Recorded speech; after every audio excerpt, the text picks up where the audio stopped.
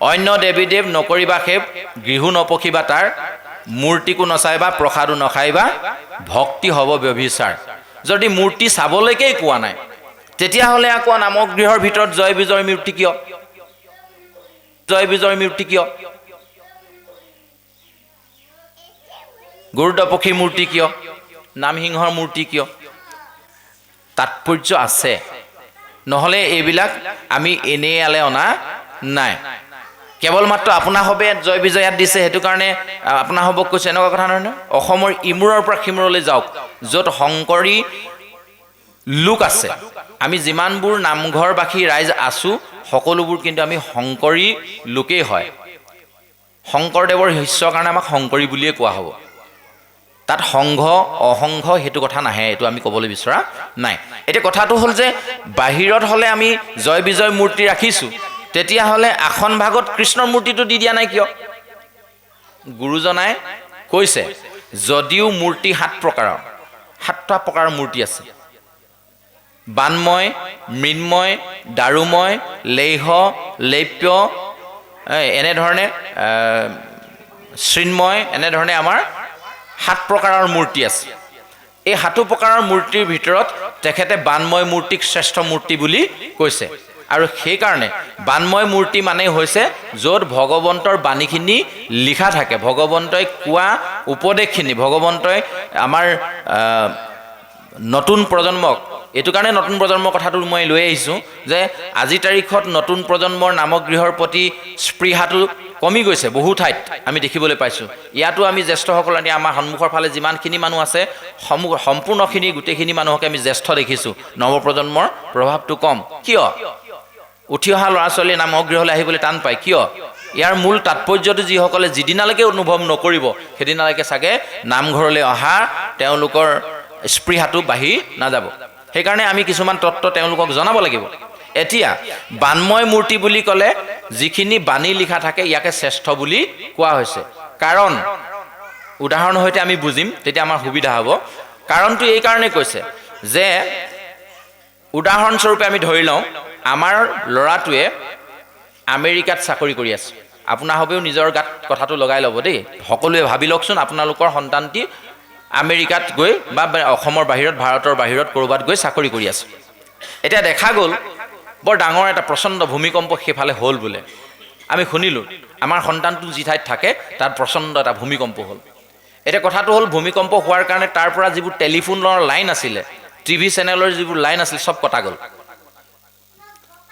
কেৱল খবৰ কাগজৰ বাহিৰে আমি ক'তো তেওঁৰ পৰা মানে নিহতসকলৰ কোনো বা বাতৰি আমি পাব পৰা নাই সেন সময়তে তাৰ পৰা এখন লেফাফা আহিল লেফাফাখনত আমাৰ সন্তানটিৰ এখন ধুনীয়া ফটো আহিল ফটোখন যেতিয়া আমাৰ ঘৰ পালেহি ফটোখন যেতিয়া আমি উলিয়াই যেতিয়া খুব ইফালে সিফালে লুটিয়াই ধুনীয়াকৈ চাম আমি ক'ব পাৰিমনে ফটোখন চাই মোৰ ল'ৰাটো জীয়াই আছে যে ফটোখন কোনদিনা তোলা এই কথাটো যদি স্পষ্ট তাত লিখা নাথাকে তেতিয়াহ'লে আমি হয়তো ক'ব নোৱাৰিম যে মোৰ সন্তানটো বাচি থকা দিনৰ ফটো নে ভূমিকম্প হৈ যোৱাৰ পাছৰ ফটো আমি ক'ব পাৰিম জানো তাৰমানে এই যে ছবিখনে মূৰ্তিটোৱে তাৰমানে চিন্ময় মূৰ্তিটোৱে আমাক উত্তৰটো নিদিয়ে হয়নে তো গতিকে আমাক কি কৰিব লাগিব উত্তৰটো আমি পাব লাগিব ল'ৰাটো জীয়াই আছেনে নাই তাৰ কেইদিনমানৰ পাছতে ধৰা হওক আমাৰ ঘৰলৈ আৰু এখন চিঠি আহিলে য'ত লিখা আছে যে পূজনীয় মা দেউতা আৰু পৰিয়ালৰ সকলোলৈকে মোৰ মৰম আৰু শ্ৰদ্ধা নিবেদন কৰিলোঁ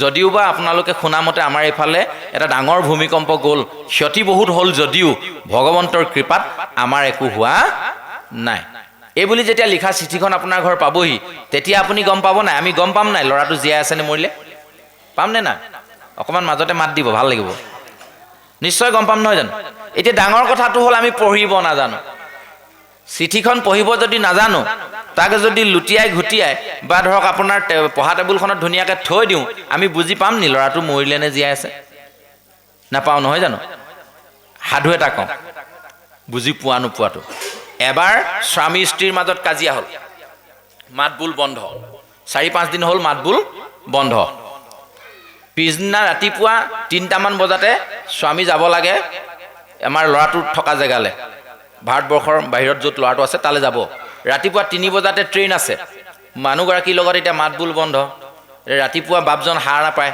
আইগৰাকীকতো ক'বই লাগিব, এতিয়া তেওঁৱে সাৰ পুৱাই দিব লাগিব, কিন্তু মাত বোল যে নাই। তেওঁ কি কৰিলে জানেনে?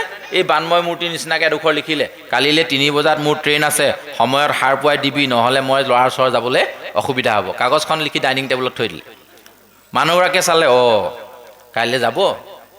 আচ্ছা, পিছদিনা ৰাতিপুৱা 3 বজাত মানুহগৰাকী সাৰ পালে, চালে তইতো কথাটো মোক মুখেৰেও ক'ব পাৰিলিহেঁতেন, মোক হ'লে লিখিহে দিলি, মুখেৰেতো নকলি, তই যদি নেমাত মই কিয় মাতিম?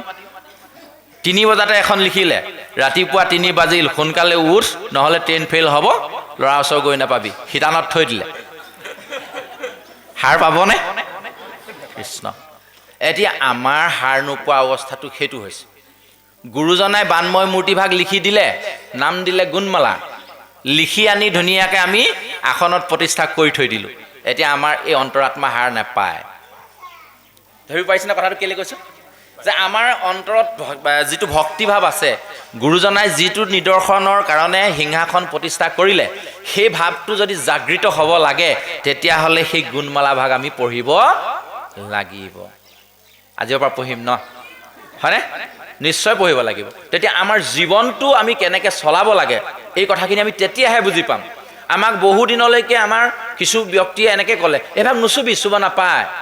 মহিলাসকলে মণিকোঠাত নুসুমাবি, সোমাব নাপায়, হয়নে নহয়? ৰঙা কাপোৰে মেৰিয়াই গীতা ভাগ ওপৰত তুলি থৈ দিয়ে, নুচুবি দেই তহঁতি, নাপায়। এই পৰম্পৰাত থাকি থাকি আমি পূৰ্বপুৰুষৰ সেই যে মেকুৰী জোপা নিচিনা সকামবোৰ, এই যে পৰম্পৰাবোৰ যে ধৰি থাকিলোঁ, সেইকাৰণে বুজিয়ে নাপালোঁ, সেই নিলিখাকৈ ট্ৰেইন ফেইল কৰি কৰি আমাৰ জীৱনটো গুচি গৈছে। গতিকে জীৱন নামৰ যাত্ৰাৰ ট্ৰেইনখন যদি আমি ফেইল কৰিব নালাগে, তেতিয়াহ'লে আহক আজিৰ পৰা গুৰুজনাই লিখা এই যে 6খনকৈ নিগম শাস্ত্ৰ আমি পঢ়োঁ। আহক কীৰ্তন, দশম, ঘোষা, ৰত্নাৱলী, গীতা, ভাগৱত, আহক আমি পঢ়োঁ। অন্যান্য কিতাপ পঢ়াৰ নিচিনা পঢ়ক। পাৰোঁতে চৰকাৰে আজিকালি পাঠ্যপুথিত অন্তৰ্গত কৰি দিছে। বিষাদ যুগ পঢ়িব লাগিব, নপঢ়িলে পৰীক্ষাত নম্বৰ নাপাব। এই বিষাদ যুগ যিদিনা পঢ়িব, সেইদিনা আইগৰাকী অসুবিধা হ'ল, এতিয়া পঢ়িব নে নপঢ়িব? কাইলৈ পৰীক্ষা আছে, এতিয়া পঢ়িব লাগিব, কাৰণ কেলৈ পাঠ্যপুথি অন্তৰ্গত। গতিকে যেনেকৈ অসুবিধাত থাকিলেও ভগৱন্তৰ নাম লিখি থৈ দিয়া সেই কিতাপখন পঢ়িব পাৰিলে, ঠিক তেনেধৰণে আপুনিও এনেধৰণে ভকত নমতাকৈও ভগৱন্তৰ গুণ নাম কীৰ্তনৰ এই কিতাপকেইখন পঢ়িব পাৰিব। নোৱাৰিব বুলি কথা নাই, কিন্তু অশ্ৰদ্ধা অভক্তিৰে কেতিয়াও নপঢ়িব, কিয়নো আমি ঈশ্বৰ পুৰুষৰ কথা পঢ়িম। সেইবুলি আপুনি ঘৰত সদায়ে গা পা ধুই ধূপ ধূনা জ্বলাই ভকত এজন মাতি এনেধৰণে কৰিব লাগিব বুলি কোনো কথা নাই। হয়, আপুনি পবিত্ৰ হৈ ল'বই লাগিব। পবিত্ৰ হৃদয় যাৰ ভগৱান সহায় তাৰ বুলি কথা আছে। ভগৱন্তৰ গুণনাম কীৰ্তন কৰিবৰ কাৰণে আমি গা পা ধুই এটা শৃংখল অৱস্থাত গৈ আমি যদি টেবুলত লৈ কিতাপখনো পঢ়োঁ, তাত আমি ভাবা মতে অপৰাধ হ'ব নালাগে। আৰু যেতিয়ালৈকে নপঢ়িম, আমাৰ জীৱনটো আমি অলপ আগত কৈ যোৱা কাহিনীটোৰ নিচিনাই হ'ব। কাৰণ কেলৈ তাত বানময় মূৰ্তিভাগ লিখিতভাৱে আছে, সজাই থৈ দিছে।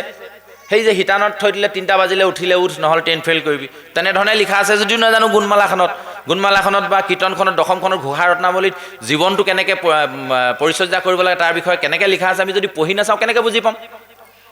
1 নম্বৰ কথা আমি এইটোকে ক'ব বিচাৰিছোঁ যে সিংহাসনত কেৱল মাত্ৰ সেই ভাগকে প্ৰতিষ্ঠা কৰা হৈছে। এতিয়া মূৰ্তি পূজা বাৰণ কৰা গুৰুজনে তাতে আকৌ 3 ভাগ মূৰ্তি দি দিলে নহয়। তলতে দিলে কাছ, ওপৰত দিলে হাতী, তাৰ ওপৰত সিংহ। কিয়? আকৌ প্ৰশ্ন হৈ গ'ল, মূৰ্তিকেও নচাইবা, প্ৰসাদো নাখাইবা, ভক্তি হ'ব ব্যভিচাৰ। মূৰ্তি নাচাবলৈ কৈ আকৌ আসনখনত তেওঁ নিজে মূৰ্তি দি দিলে। এই 3 ভাগ মূৰ্তি আমি নিজে বনাই দিয়া নহয়, আকৌ গুৰুজনাই তেতিয়াই দি থৈ যোৱা। কিয় দিলে জানেনে? গুৰুজনাই এষাৰ খুব সুন্দৰকৈ লিখিছে, এৰাম পুণ্য অৰণ্যৰ মাজে মাধৱৰ নাম সিংহ, প্ৰকাশ কৰয় আতিবৰে, যাৰ ধ্বনি শুনি ভয়ে পাপমতি হস্তিশয়, পলায়াতি ত্ৰাসত লভৰে। এইখন পুণ্য অৰণ্য। অৰণ্য বুলি ক'লে সাধাৰণতে হাবিৰ কথা মনলৈ আহে, সেইকাৰণে গুৰুজন বৰ চতুৰ, তাত পুণ্য বুলি শব্দ এটা লগাই দিলে। য'ত আমাৰ নিচিনা মানুহবোৰ থাকে, য'ত কেৱল মাত্ৰ ভগৱন্তৰ গুণনাম কীৰ্তন শ্ৰৱণ কীৰ্তন হয়, এইখন এখন অৰণ্য বুলিয়ে কৈছে। লোকাৰণ্য, লোকাৰণ্য হৈ আছে বুলি নকওঁ জানো আমি? লোকাৰণ্য হোৱা মানে মানুহেৰে ভৰি থকা, নহয় জানো? গতিকে এই লোকাৰণ্য হোৱা বুলি কোৱা মতে আমি কি ক'লোঁ? এইখন এখন অৰণ্য, পুণ্য অৰণ্য। এই অৰণ্যৰ মাজত ভগৱন্তৰ নামসিংহ বস্তু বিৰাজমান হৈ আছে। আৰু এই নামসিংহই যেতিয়ালৈকে আমাৰ গাত থকা পাপমতী যিবিলাক হাতীটো পাপৰ লগত তুলনা কৰিছে। কিয় জানেনে? গজেন্দ্ৰ উপাখ্যান যেতিয়া আপুনি পঢ়িব, গ্ৰাহ গজেন্দ্ৰ উপাখ্যান কীৰ্তনতো আছে, শ্ৰীমদ ভাগৱততো আছে, তাত একদম সুন্দৰকৈ লিখি দিছে, যেতিয়া হস্তি এটা মাতংগ হয়, যিখিনি পানী পিয়াহত আহি তেওঁ সৰোবৰত নামিলে, সেই পিয়াহ পলোৱাৰ পাছত সেই একেখিনি পানীকে খচি ঘুলি যেতিয়া নষ্ট কৰিবলৈ আৰম্ভ কৰিলে, তেতিয়া তেওঁক গ্ৰাহে ধৰিছিলে। এইটো বৰ দীঘল কাহিনী হ'ব, সময় খুব কম হ'ল আজি। আমি যদি 2-3 ঘণ্টা সময় পালোহেঁতেন অলপমান বহুলভাৱে ক'ব পাৰিলোহেঁতেন চাগে। এয়া ঈশ্বৰৰ ইচ্ছা বুলি আমি ধৰি লৈছোঁ। ইমানখিনি চাগে কোৱাৰ সৌভাগ্য আমাৰ নাছিল, সেইকাৰণে আমাক সময়টো অলপ কমকৈ তেৰাই মিলুৱাইছে। অনাগত দিনত কেতিয়াবা যদি লগ পাওঁ, আপোনাসৱৰ ইয়ালৈ অহাৰ যদি সৌভাগ্য ঘটে, তেতিয়া আমি গ্ৰাহ গজেন্দ্ৰ উপাখ্যানত কিনো আমাক শিক্ষা দিছে আমি পঢ়িবলৈ চেষ্টা কৰিম। এতিয়া তালৈ নগৈ সিংহাসনৰ যিহেতু আমি কথাখিনি ৰাখিছোঁ, তাতে এই হাতীৰ কথা ক'বলৈ যাওঁতেহে আমি গ্ৰাহ গজেন্দ্ৰৰ কথাটোলৈ যাবলগীয়া হৈছে। সেই হাতীটো কি কৰা হৈছে? পাপৰ প্ৰতীক হিচাপে ব্যৱহাৰ কৰা হৈছে শাস্ত্ৰত। আমাৰ দেহতো সেই হাতীটো আছে। এই পাপমতী হাতীটোক আমি কিহেৰে মাৰিব লাগিব? ভগৱন্তৰ নাম বস্তুৰে। সেইকাৰণে নামসিংহটোক ওপৰত তুলি দিলে। ক'ৰ? পাপমতী হাতীটোক যেতিয়া ভগৱন্তৰ নামৰূপী সিংহই হেঁচা মাৰি ধৰিব, তেতিয়া আমি কাছৰ নিচিনা সংযম হৈ যাম। কাছৰ প্ৰতীকটোৱে সংযমৰ প্ৰতীক, ধৈৰ্যৰ প্ৰতীক। কাছই বিনা কাৰণত ডিঙি হাত বাহিৰলৈ নুলিয়ায়। কিন্তু আমাৰহে চৰিত্ৰবোৰ তাৰ ওলোটা। হকে নহকে য'তে ত'তে যি টি কথা কৈ ফুৰা, হয়নে নহয়? য'তে ত'তে হাত ভৰি উলিয়াই ফুৰাৰ নিয়মটো আমাৰহে আছে, কিন্তু কাছৰ নাই। গতিকে এই 3 ভাগ মূৰ্তি সিংহাসনত গুৰুজনাই প্ৰতিষ্ঠা কৰাৰ মূল তত্ত্বটো হ'ল সেয়া। এতিয়া সেই নামসিংহ বস্তু যিহেতু তাত আছে, এতিয়া অলপ আগত আমি কওঁতে কৈছিলোঁ যে এই ভাগ বৈকুণ্ঠ, স্থূল বৈকুণ্ঠ বুলি যিহেতু কোৱা হৈছে, গতিকে এই বৈকুণ্ঠৰ 7খন দুৱাৰ আছে। 7খন দুৱাৰত 2 7 গুণ 14জন দুৱৰী আছে। ধাতা বিধাতা, কুমুদ কুমুদাক্ষ, এনেধৰণে জয় বিজয়, এনেধৰণে 14জন দ্বাৰপাল আছে। ভগৱন্তৰ একেবাৰে ওচৰত থকা যিখন দুৱাৰ, সেইখন পশ্চিম ফালে আছে। আৰু সেইকাৰণে গুৰুজনাৰ আৰ্হি নামঘৰবিলাক চাবচোন, দুৱাৰমুখবোৰ সদায় পশ্চিম ফালে, মণিকূট ভাগ সদায় পূব ফালে। আছেনে? এইফালে পূব হয় চাগে আপোনালোকৰ, হয়নে নহয়? ঠাণ্ডা দিন গৰম দিনত অকণমান দিশটো ইফাল সিফাল হ'ব, এইটো ডাঙৰ কথা নহয়। আমিতো নামঘৰ ভাগ ঠাণ্ডা দিনত গৰম দিনত এনেকৈ হিলাই থাকিব নোৱাৰিম, গতিকে অকণমান ইফাল সিফাল হয়। কিন্তু আমি মুখ্যতঃ কৰি পশ্চিম ফালে দুৱাৰখন ৰাখোঁ। আৰু এই পশ্চিম দুৱাৰত কোন থাকে জানেনে? জয় আৰু বিজয় আছিলে। যেতিয়া চাৰিসিদ্ধ তালৈ গৈছিল, চাৰিসিদ্ধৰ নাম শুনিছে আপোনালোকে? সনক, সনন্দ, সনাতন, সনত কুমাৰ, ব্ৰহ্মাৰ 4জন মানস পুত্ৰ। ইয়াতো আকৌ বহুত তাৎপৰ্য আছে দেই আইসকল, প্ৰভুসকল। মানস পুত্ৰ বুলি কিয় কোৱা হয়? মনৰ পৰা জন্ম হোৱাৰ কাৰণে মানস পুত্ৰ বুলি কোৱা হয়। আমাৰো মনৰ পৰা পুত্ৰৰ জন্ম হয়। এই যে সত্য, শৌচ, ক্ষমা, দয়া, এইকেইজন ভকতৰ পুত্ৰ। লোভ, মোহ, কাম, ক্ৰোধ, এইজন কলিৰ পুত্ৰ, নহয় জানো? হিৰাম নলিনী মলিনী টাংক 2 ভাৰ্যা দিলা, দুহান্তৰ সন্তে 4 পুত্ৰ উপজিলা। কাম ক্ৰোধ লোভ মোহ 4 পুত্ৰ জাত, দম্ভ অহংকাৰে 2 মন্ত্ৰী যে প্ৰখ্যাত। এই যে কলিৰ সন্তানৰ ভিতৰত যে এইকেইজনৰ নাম তেনেকৈ দিলে, কিয় দিলে? কলিৰ সন্তানকেইজনৰ নাম আমাৰ যেনেকৈ পৰেশ, এনেকৈ অনিল কোঁৱৰ বা বাবুমণি পাটৰ, এই যে নাম হৈছিলে, তেওঁলোকেও হ'ব পাৰিলেহেঁতেন নহয়? নাই দিয়া। কেলৈ? মনৰ পৰা জন্ম কোনবোৰ হ'ব? কাম, ক্ৰোধ, লোভ, মোহ, দম্ভ, অহংকাৰ, পৰহিংসা, পৰনিন্দা, পৰচৰ্চা, এই সমস্তখিনি লগ লাগিহে আমাৰ এই দেহটো গঠিত হৈছে। মনটোৰ লগত এই 16জন থাকে, মনৰ লগতো থাকে এই 16জন। তাৰিবে নোৱাৰে লোক সেহিহে কাৰণ। গুৰুজনে কৈছে, যদি মনৰ লগত আমাৰ 16জন আমি অহৰ্নিশে লৈ ফুৰোঁ, তেতিয়াহ'লে সংসাৰ তৰিব আমি কেতিয়াও নোৱাৰিম। এইকেইজনক আমি বৰ্জন কৰিব লাগিব, সেইকাৰণে পশ্চিম দ্বাৰত ভগৱন্তৰ একেবাৰে নিকটৱৰ্তী যিখন দুৱাৰ, সেই দুৱাৰখনত সোমোৱাৰ আগতে আমাৰ জ্ঞান আৰু বিবেক নামৰ 2জন দ্বাৰপাল আমাৰ হৃদয় মন্দিৰৰ সেই পশ্চিমখন দুৱাৰত আছে, য'ত ভগৱন্ত আত্মাৰূপীয়ে ভগৱন্ত আমাৰ হৃদয়ত সোমাই আছে। আত্মা নাথাকিলে আমাৰ দেহৰ মূল্য নাই। আত্মাটো আছে কাৰণে আমি চলি লৈ ফুৰিছোঁ, প্ৰাণটো আছে কাৰণে, হয় নে নহয়? আজি আপোনালোকে আচলতে ইয়াত প্ৰাণ প্ৰতিষ্ঠা কৰিলে। আসনখন আগতো আছিলে, এতিয়াও আছে, খালি বেয়া হৈ গৈছিলে কাৰণে আপোনালোকে নতুনকৈ বনালে। ইয়াত আহি প্ৰভু দুজনাই আহি প্ৰাণ প্ৰতিষ্ঠা কৰিলে কেনেকৈ গুৰুজনাক তাত স্থাপিত কৰাই দিলে কেনেকৈ গুৰুজনাই লিখা তাৰ ভগৱন্তৰ গুণনামখিনি তাত সুমুৱাই দিলে এতিয়া ভগৱন্ত তাত প্ৰাণ প্ৰতিষ্ঠা হৈ গ'ল যিদিনালৈকে প্ৰাণ প্ৰতিষ্ঠা নহ'ব তেতিয়ালৈকে কিতাপখন আপুনি দোকানত কিনিবলৈ গ'লে অন্যান্য কিতাপৰ নিচিনাকৈ চেল্ফত ভৰাই থৈ দিব তাততো ধূপ ধূনা জ্বলাই নথয় আপুনি কীৰ্তনখন কিনিবলৈ গ'লে যদি দোকানী কয় বোলে কীৰ্তন এভাগ দিয়কচোন তেওঁ ধূপ ধূনা জ্বলাই বোলে গাটো ধুই আহি নতুনকৈ আকৌ ধূপ চুপ জ্বলাই পিনি আপোনাক দিব নেকি কীৰ্তনখন নিদিয়ে যেনেকুৱা কিতাপ তেনেকৈ বিক্ৰী কৰিব নহয় জানো কিন্তু যেতিয়া আমি ভকতৰ আগত প্ৰতিষ্ঠা কৰিলোঁ সেইদিনাৰ পৰা কি কিন্তু ইয়াত ভগৱন্তৰ গুণনাম প্ৰতিষ্ঠিত হ'ল গতিকে আজি আপোনাৰ হবে ভগৱন্তৰ প্ৰাণ প্ৰতিষ্ঠা কৰিলে আৰু সেই ভগৱন্তৰ ওচৰলৈ যোৱাৰ আগমুহূৰ্তত জ্ঞান আৰু বিবেকে যেতিয়া সমস্ত পাৰ্মিশ্যন নিদিব তেতিয়াহ'লে আপুনি নামঘৰ মণিকোঠত সোমাব নোৱাৰিব সেই হেতুকে চাগে পূৰ্বজসকলে কৈছিলে তহঁতি মণিকোঠত নোসোমাবি নাপায় কেলৈ আমি সংযম হ'ব নোৱাৰোঁ যে সংযম হ'বলৈ সেইকাৰণে বাটচৰাতে দুভাগ সিংহ ৰাখিলে কি নাম সিংহ অলপ আগত যে ক'লোঁ নাম সিংহৰ ওচৰত প্ৰথম সেৱাভাগ ধৰি আমি যিহেতু বৈষয়িক মানুহ আমাৰ ল'ৰা ছোৱালী ঘৰ দুৱাৰ ধন সম্পত্তি এইবোৰ আছেই থাকিবই লাগিব নহয় জানো কাৰণ ব্ৰহ্মা আদি কৰি জীৱজত মায়া সজ্জাৰ মাজে আছে ঘুমতি যায় ব্ৰহ্মায়ো মায়াৰ পৰা পৰিত্ৰাণ পাব পৰা নাই তেনেস্থলত আমি কোন আমি মায়াত থাকিবই লাগিব মায়াত নাথাকিলে সংসাৰ নচলে কিন্তু এই মায়াত থাকিলেও যেতিয়া নামগৃহলৈ সোমাম তেতিয়া কিন্তু আমি প্ৰথমে মায়াখিনি মায়া বস্ত্ৰখিনি আমি নামসিংহতে খুলি থৈ আহিব লাগিব কি বুলি নামসিংহত প্ৰথমে সেৱাভাগ ধৰিছোঁ কৃষ্ণ সেই নাম ভগৱন্তৰ নাম সিংহ তাৰমানে ভগৱন্তৰ নাম বিৰাজমান হৈ আছে তাত সেই ভগৱন্তৰ নামতে আমি সেৱাভাগ লৈ প্ৰথম আমি কি হৈছে সংসাৰৰ যত যিমান বস্ত্ৰ আছে গৰু ছাগলী ল'ৰা ছোৱালী এই যিমান ভাল বেয়া ধন টকা পইচা চব তাতে এৰিলোঁ তিনি বস্ত্ৰ লৈ সোমাম ইয়াত কি তিনি বস্ত্ৰ কায় মন বাইক নহ'লে আকৌ পুৰুষে যেনিবা ধুতি চেলেং গামোচা তিনি বস্ত্ৰ ল'লে মহিলাসকলে কি ল'ব এতিয়া মহিলাসকল ভকত হ'ব নোৱাৰিবই নেকি তেতিয়াহ'লে সেইকাৰণে তিনি বস্ত্ৰ সেইভাগে সেইটো আধ্যাত্মিক তত্ত্বৰ ফালৰ পৰা যদি আমি বুজিবলৈ যাওঁ তিনি বস্ত্ৰ কায় মন বাইক কায় মানে দেহটো আজি আমি নামঘৰৰ ভিতৰত ৰাখিবই লাগিব কাৰণ কেলৈ ভগৱন্তৰ ঘৰলৈ আহিছোঁ মনটো কিন্তু কেৱল মাত্ৰ ভগৱন্তৰ কথাত দিব পাৰিব লাগিব আকৌ নহ'লে তিনি বস্ত্ৰ নাথাকিব আৰু গম পাইছেনে আকৌ বাক্য যিখিনি আমি উচ্চাৰিত কৰিম মানে মুখেৰে কম যিখিনি কথা এইখিনি কিন্তু আমি ভগৱন্তৰ কথাই ক'ব লাগিব নামগৃহৰ ভিতৰত বহি থাকি যদি আমি বেলেগ কথা পাতি থাকোঁ তেতিয়াহ'লে ভগৱন্তই একদম 100% আপুনি নিশ্চিত থাকক আমাক বেয়া পাবই আপোনালোকৰ ঘৰলৈ গৈ আমি তিনিজনে যে ইয়াত পাঠ সামৰি যেনিবা আপোনালোকৰ কোনোবা ঘৰলৈ যাম গৈ আমি তিনিজনৰ মাজতে অনুষ্ঠানটো কেনেকুৱা লাগিলে আহি এই কোনটো ৰাস্তাইদি আহিলোঁ আকৌ কেনি যামগৈ ইত্যাদি কথা পাতি থাকোঁ আপুনি মাজতে আহিলে বাপুসকল কৃষ্ণ তামোল খাব দেই আপুনি আপোনাক গুৰুত্বই দিয়া নাই আমাৰ তিনিজনৰ মাজতে কথা পাতি আছোঁ তাৰপিছতে আপুনি সুধিলেহি বোলে বাপজনৰ ঘৰত কোন কোন আছে আমি আপোনাক গুৰুত্ব দিয়া নাই আমাৰ তিনিজনৰ মাজতে কথা পাতি আছোঁ আপুনি কেনেকুৱা পাব কওকচোন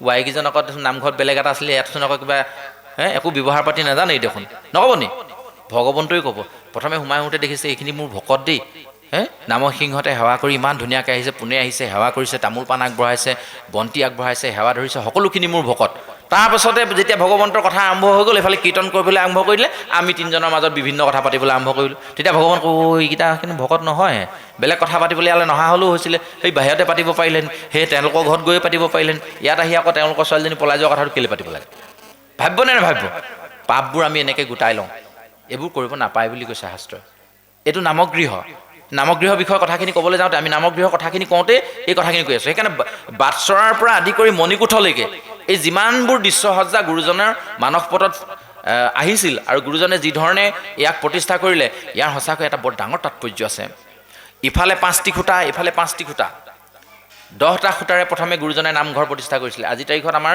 ঠাই বেছিকৈ লাগে কাৰণে আমি খুঁটাৰ সংখ্যা বঢ়াইছোঁ সঁচা কথা গম পাইছেনে ইয়াতে কি হৈছে 3খন চালি থাকে 3খন চালি মানে এইফালে চালিখনকে এইখনকে একেখন ধৰক আৰু এইফালে এখন একে এটা ষ্টাইলৰ দুখন আৰু এইফালে এখন টোপ ভাঙি যে দিলে 3খন চালি 17তম 3 গুণৰ এই ঘৰ দশ ইন্দ্ৰিয় আমাৰ যি আছে যে আমাৰ দেহত পঞ্চ জ্ঞানেন্দ্ৰিয় পঞ্চ কৰ্মেন্দ্ৰিয় চকু কাণ নাক ছাল জিভা ৰূপ ৰস গন্ধ স্পৰ্শ শব্দ এই যে দশ ইন্দ্ৰিয়ৰ এই 10টা খুঁটা তেওঁ তৈয়াৰ কৰিছিলে মানুহক বুজাবৰ কাৰণে গুৰুজনাৰ প্ৰতিটো সৃষ্টিৰাজিত ইমান সুন্দৰ মানে কিছুমান তত্ত্ব নিহিত হৈ আছে যিবোৰ আমি খুচৰি নাচালে কোনোদিন বুজিব নোৱাৰিম গতিকে এই চুঘৰৰ এই ভাগ হ'ল ভগৱন্তৰ গা অংশটো আৰু মণিকূট ভাগ হ'ল তেখেতৰ শিৰ তেখেতৰ মূৰ ভাগ আৰু ভগৱন্ত তাত নিজেই বিৰাজমান হৈ আছে বুলি আমি অলপ আগত ক'লোৱে যদি ভগৱন্তৰ শিৰভাগ মণিকূট ভাগ হয়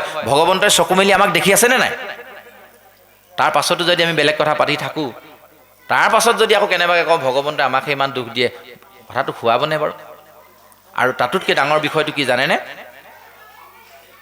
অকণমান নিজৰ গাত লগাই লগাই কথাবোৰ আকৌ বুজিবলৈ চেষ্টা কৰিব অকণমান সাধু এটা কওঁ কথাটো এনেকুৱা আমি নিজৰ ঘৰখনৰ কাৰণে ইনকাম কৰিছোঁ যি কৰিছোঁ ঘৰখনৰ মুৰব্বীজনে এতিয়া আপোনালোক আইসকল বাপসকল যিসকল ঘৰখনৰ মুৰব্বী তেওঁলোকে যে দিনটো বিভিন্ন ধৰণৰ কৰ্মত জড়িত হৈ থাকে কষ্ট যে কৰে কোনোবাই খেতি পথাৰ কৰে কোনোবাই ব্যৱসায় কৰে কোনোবাই স্কুলত চাকৰি কৰে কোনোবাই বিভিন্ন ডিপাৰ্টমেণ্টত চাকৰি কৰে তেওঁ নিজৰ কাৰণে নে কেৱল পৰিয়ালটোৰ কাৰণে নহয় জানো এতিয়া ধৰি ল'লোঁ মই পৰিয়ালটোৰ কাৰণে বিভিন্ন কৰ্ম কৰি ইনকাম কৰি আছোঁ ঘৰখন চলাই আছোঁ আজি মই যেনিবা কামৰ পৰা গৈ ঘৰ পাইছোঁ মোক মানুহগৰাকীও নাই মতা মা দেউতা আছে তেওঁ নাই মতা ল'ৰা ছোৱালীও নাই মতা আপোনালোকে নিজৰ গাত লগাই চাওক আপোনালোককো যেনিবা তেনেকৈ নাই মতা কেনেকুৱা লাগিব বাৰু আপুনি ইটো সুধিব ঐ ল'ৰাবিলাক কি হ'ল মোক যে নাই মতা কোনেও সি আঁতৰি গুচি গ'ল মানুহগৰাকী সুধিলে হেৰা কি হ'ল মোক নাই মতা যে তেওঁ নেমাতে আঁতৰি গুচি গ'ল মাকৰ ওচৰলৈ গ'ল মা বোলে কি হ'ল তেওঁ নেমাতে আঁতৰি গুচি গ'ল আপোনাৰ কেনেকুৱা লাগিব বাৰু ভাবি চাওকচোন দিনটো সুধি সিহঁতৰ পৰা মাত এষাৰ উলিয়াব নোৱাৰিলোঁ ৰাতি ভাতকেইটা খালোঁ খাবি নেখালোঁ নাই বাঢ়ি দিলে নিজৰখিনি বাকীখিনিয়ে নিজৰ মাজত কথা বতৰা পাতি খাই উঠি গুচি গ'ল খাবলৈ পাৰিবনে বাৰু মইতো চাগে বাহিৰত আহি চিঞৰি কান্দিম হে প্ৰভু কি হ'ল মোৰ আজি কি দুখ লগালোঁ মই যেনে তেনে চিঞৰ বাখৰ কৰি কান্দি কাটি যেনিবা মোৰ টোপনি গ'ল ৰাতিটো যেনে তেনে পাৰ কৰিলোঁ পিছদিনা শুই উঠি কালি কি হৈছিলে নহয় মোক যে কোনেও নামাতিলি সেইদিনাও যেনিবা নামাতে কোনেও কেনেকুৱা লাগিব ভাবকচোন ঘৰখনৰ মুৰব্বী হিচাপে যিজন ব্যক্তি আপোনালোকৰ নিজৰ গাত এবাৰ লগাই চাওকচোন বাৰু যদি কোনো নামাতে এদিন দুদিন তিনিদিন এসপ্তাহলৈকে যেনিবা কোনেও আপোনালোকক নামাতিলে পাৰিবনে থাকিব সেইখন ঘৰত মৰিয়ে থাকোঁগৈ যি নাই ওলায়ে যাওঁগৈ যি হয় হ'ব আৰু যদি কোনো নামাতোৱে মই থাকি কি কৰিম লাগিবনে নালাগে 3 দিন 4 দিন এসপ্তাহ এমাহ নামাতোতে আমাৰ সেনেকুৱা অৱস্থা কিন্তু আমাৰ যে এই দেহ নামৰ গৃহখন আত্মাৰূপী ভগৱন্তই আজি মোৰ বয়স 46 বছৰ 45 বছৰ এই 45 বছৰ যে ঘৰখন মোৰ চলাই আহিছে উশাহ লৈ দিছে উশাহ মই নিজে লৈছোঁ নি গমেই নাপাওঁ কেনেকৈ উশাহ লৈছোঁ হয়নে চকুটো যে টিপিক চলি আছে মই নিজে লৈছোঁ নি ভগৱন্তই চলাই আছে ৰাতি যে শুলোঁ ৰাতিপুৱা যে সাৰ পালোঁ কোনে সাৰ পুৱাই দিলে ভগৱন্তই যে সাৰ পুৱাই দিলে সেইজন ভগৱন্তক আজি মই 45 বছৰ এদিনো নাই মতা তেতিয়া ভগৱন্ত আমাৰ ঘৰত কেলে থাকিব 4 দিন নামাতোতে মোৰ থাকিবলৈ মন যোৱা নাই 45 বছৰ দিন মই ভগৱন্তক মমতা নাই তাৰ পাছত যদি কওঁ ভগৱন্তই মুখে ইমান দুখ দিছে আমি পাপী হয়নে নহয় দুখী হয়নে নহয় গাত লাগিছে নে নাই কথাবোৰ নহয় গতিকে আমি আহকচোন ৰাতিপুৱা গধূলি 24 ঘণ্টাটো সদায় টকা পইচা ধন সম্পত্তি ঘৰ দুৱাৰ ল'ৰা ছোৱালী এইবোৰ লগতে লাগি আছোঁ আহকচোন পুৱা গধূলি এবাৰ ভগৱন্তক মাতোঁ যিজন ভগৱন্তই আমাক সাৰ পুৱাই দিলে ভগৱন্তৰ ওচৰত গধূলি যেতিয়া আমি টোপনি যাওঁ কেইটামান বস্তু ভগৱন্তৰ ওচৰত বন্ধকত থওঁ জানে নাই এই যে যেতিয়া জেললৈ গুচি যায় কয়দীবিলাকৰ নম্বৰ দিয়ে যে দিছে নাই 317 407 420 এনেকৈ যে বগা কাপোৰবোৰ যে পিন্ধাই দিয়ে তাত যে নম্বৰবোৰ লিখি দিয়ে কিয় লিখে জানে সিহঁতে জেলত সোমাবৰ সময়ত সিহঁতৰ হাতত যিবিলাক বস্তু আছিলে সেই বস্তুবোৰ লৈ লয় জেলৰে মোবাইল এটা আছিলে মোবাইল এটা কি মোবাইল তাত নামটো লিখি দিব মনি বেগ এটা আছিলে মনি বেগটোত কিমান টকা আছিলে 3000 টকা আছিলে সব লিখি জাৰ্চি নম্বৰটো যিমান 400 বোলে 17 তেওঁ বাকচ এটা বনাব 417 সেই বাকচটোত গোটেইখিনি ভৰাই থৈ দিব আৰু যিদিনা সেই জেলৰ পৰা মানুহজন মুকলি হ'ব মানে শাস্তি শেষ হ'ব মুকলি হ'ব সেইদিনা কয়দীজন ওলালে 400 বোলে 17 যিজন জেলৰে থৈছিলে সেইজন নাথাকিব পাৰে ৰিটায়াৰ হৈ যাব পাৰে ট্ৰান্সফাৰ হৈ যাব পাৰে ডাঙৰ কথা নহয় কিন্তু নম্বৰটো চাই সেই বাকচটো খুলি তেওঁ যেনেকুৱা বস্তু আছিলে তেনেকেই ঘূৰাই দি দিব গম পাইছেনে ঠিক তেনেধৰণে গধূলি শুবৰ সময়ত টোপনি যেতিয়া আমি যাওঁ চকুৰ দৃষ্টিশক্তি নাকৰ গন্ধ মুখৰ মাত জিভাৰ সোৱাদ লোৱা গুণটো এই গোটেইখিনি আমি ভগৱন্তৰ ওচৰত বন্ধক দি দিলোঁ জেলত সোমাম আমি টোপনি নামৰ জেলত আমি সোমাই যাম আৰু যেতিয়া আমাৰ দুৰ্ঘূৰ টোপনি হ'ব আমাৰ কাষতে খুব সুগন্ধি ফুল এপাহ থাকিলেও আমি গন্ধ নাপাওঁ পাম জানো হয়নে নহয় যদি কোনোবাই লেতেৰা মানুহজনৰ লগত মই কিবা কাৰণত শুবলগীয়া হ'ল ইছৰাম ইমান গোন্ধাইছে শুবলৈকে দিগদাৰ পাইছোঁ নাকটো সোপা মাৰি যেনে তেনে শুলোঁ কিন্তু টোপনি যোৱাৰ পাছত আকৌ সেইটো গন্ধতে মই শুই আছোঁ গম পাম জানো তাৰমানে নাকৰ গন্ধটো মই ইতিমধ্যে ভগৱন্তক বন্ধকত দি দিলোঁ ৰাতিপুৱা জেলৰ পৰা যে মই ওলাই আহিম ওলাই আহিব যে হ'ল মোক কোনে ক'ব? সেই জেইলৰজনক যেনেকৈ কয়দীজনক যেনেকৈ জেইলৰজনে ক'লে, ঠিক তেনেধৰণে আমাৰ এই দেশ জেইলৰ যিজন আছে আত্মাৰূপী জেইলৰ, সেইজনে আমাক সাৰ পুৱাই দিব। সাৰ পোৱাৰ লগে লগে মোক গন্ধ ঘূৰাই দিব। বা ইমান ধুনীয়া গোন্ধোৱা ফুলপাহ কোনে থ'লোঁ কালি, তেতিয়া আমি গন্ধটো লগে লগে পাম, চকুটোৱে লগে লগে দেখিম। পৃথিৱীখন দেখিলোঁ। কাৰ জোৰত দেখিলোঁ? এই যিজনৰ ওচৰত বস্তুকেইটা বন্ধক থৈছিলোঁ তেওঁ ঘূৰাই দিলে বুলিহে।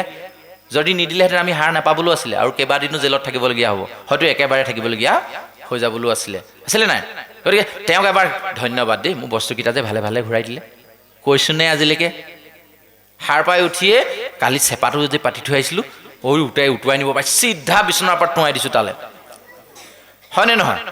ৰাতিপুৱাই বাছ ধৰিব লাগে, ঐ মানুহজনী হ'লনে নাই ভাতকেইটা, দে কাৰণ এনেকৈ গুজি চিধা দৌৰ মাৰিছোঁ, হয়নে নহয়? কিন্তু সাৰ পোৱাজনক অকণমান প্ৰভু কৃষ্ণ সাৰ যে পুৱাই দিলা, এই যে সম্পত্তিখিনি যে মোক ঘূৰাই দিলা, এবাৰ ধন্যবাদ দি পিনি বিচনাৰ পৰা নামো। এই কৰ্মবোৰ আমি কৰিব লাগে। এইটো জীৱন নামৰ নামঘৰৰ কথা, আমাৰ হৃদয় নামৰ, আমাৰ দেহ নামৰ নামঘৰটোৰ কথা কৈ আছোঁ। ইয়াত যেনেধৰণে এভাগ নামঘৰ আছে, যিটো নামঘৰত আমি মণিকূট প্ৰতিষ্ঠা কৰিছোঁ, সিংহাসন প্ৰতিষ্ঠা কৰিছোঁ, ঠিক তেনেধৰণে এই হৃদয় নামঘৰটোতো আত্মাৰূপী ভগৱন্তক প্ৰতিষ্ঠা কৰি থৈ দিয়া আছে। ইয়াতো 7খন দুৱাৰ আছে, কাম, ক্ৰোধ, লোভ, মোহ, দম্ভ, দেশ, অহংকাৰ। এই 7খন দুৱাৰৰ ভিতৰত কৃষ্ণ আছে, আত্মাৰূপী ভগৱন্ত আছে।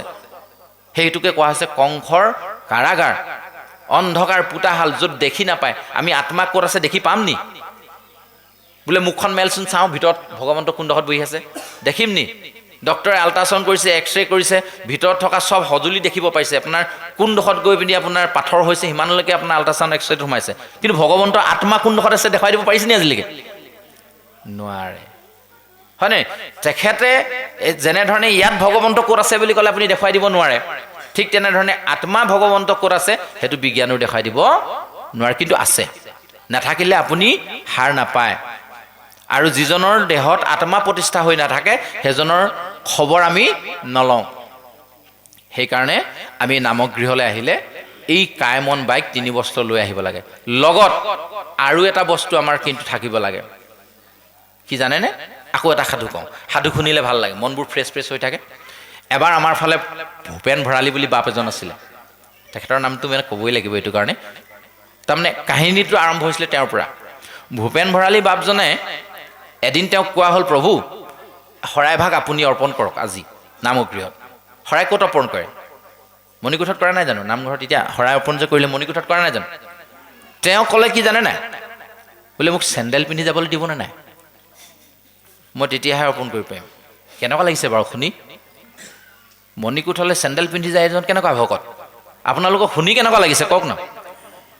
আপোনালোকৰ বাদ দিয়ক, এই অকণমানি দুটি যে বহি আছে সিহঁতক হেতে নামঘৰলৈ চেণ্ডেল পিন্ধি মই পাই আনিব? নাপায় নহয়, এনে ক'ব নাই? ক'ব ন, চিধা চিধিকে নাপায়। কিয় নাপায়? তেওঁ সুধিছে ন কিয় নাপায়? আমি কি বুলি ক'ম এতিয়া? কেলে? যে চেণ্ডেলযোৰ মানুহৰ ভৰিত পিন্ধে আৰু সেইযোৰে বিভিন্ন লেতেৰা ঠাই গছকি মেলি আহে। গতিকে এই লেতেৰা বস্তুটো আকৌ এই পবিত্ৰ নামঘৰত আমি কিয় ভৰাম, নহয় জানো? তেতিয়া তেওঁ উত্তৰটো কি দিছে জানেনে? বাহ্যিক দিশত যেতিয়া মই চেণ্ডেলযোৰ ভিতৰলৈ লৈ যাম বুলি ক'লোঁ, তেতিয়া আপোনালোক সকলোৱে জাঙুৰ খাই উঠিলে, লাগিলে শৰায়ে সজাব নালাগে, তুমি চেণ্ডেল বাদ দিয়ক, তুমি নামঘৰতে সোমাব নালাগে, এনেকৈ আমাক খেদা দিব। কিন্তু আভ্যন্তৰীণ দিশত মনৰ মাজত বহুত লেতেৰা লৈ আমি নামঘৰৰ ভিতৰত বহি আছোঁ। মনৰ মাজত অত্যন্ত লেতেৰা ভাৱেৰে নামগৃহত বহি থকা, চেণ্ডেল পিন্ধি সোমোৱা একেটাই নহ'লনে? বাহ্যিকত দেখি থাকোঁ কাৰণে আমাৰ বেয়া লাগে, কিন্তু আভ্যন্তৰীণভাৱে আমি যে দেখি নাথাকোঁ সেইকাৰণে আমি বেয়াটো অনুভৱ নকৰোঁ। কেলে? এনেকুৱা কিছুমান বেয়া ভাৱ লৈ আহি আছোঁ, এই আমুকে পাঠ কৰিলে মই মুঠতে বহি থাকিবলৈ বিৰাট টান পাওঁ, আমুকক সহায় সজাবলৈ দিছে যদি মই নাযাওঁৱেই, আৰু গ'লেও সেইফালে চুকত বহি থাকিম, এনেকুৱা ভাৱ লৈ আমি আহোঁ নহয় নামঘৰলৈ। সেইজনে চেণ্ডেল পিন্ধি অহা একেকৈ উঠা বুলি কৈছে। কথাষাৰ শুনি মোৰ বহুত ভাল লাগিলে। সেইকাৰণে আমি য'তে যাওঁ এই কথাবোৰ কওঁ, আহকচোন আমিও আমাৰ হৃদয়খন নিৰ্মল কৰি আনিম। বাহিৰত যি হৈছিলে, বৈষয়িক সংসাৰত কাম কৰিবলৈ যাওঁতে, বিষয়ৰ কথা পাতোঁতে, বাৰী সীমামূৰীয়া মানুহ ঘৰৰ লগত কেতিয়াবা কিবা এটা কথা উতৰাতৰি হ'ব পাৰে। তাৰ ঘৰৰ কুকুৰাটো আহি মোৰ গাড়ীত গৈ লাইকেইডাল খুচৰি খাই পেলালে, তাৰ কাৰণে তেওঁক কিবা এটা ক'লোঁ, তেওঁ কিবা এটা ক'লে, সেই বুলিয়ে আমি নামগৃহলৈ আহিলেও সেই ভাৱ লৈ যদি থাকোঁ, তেতিয়াহ'লে আমাৰ কিন্তু ভগৱন্তৰ গুণ নাম কীৰ্তন চৰ্চাৰ কৰা কোনো অৰ্থ নাথাকিব।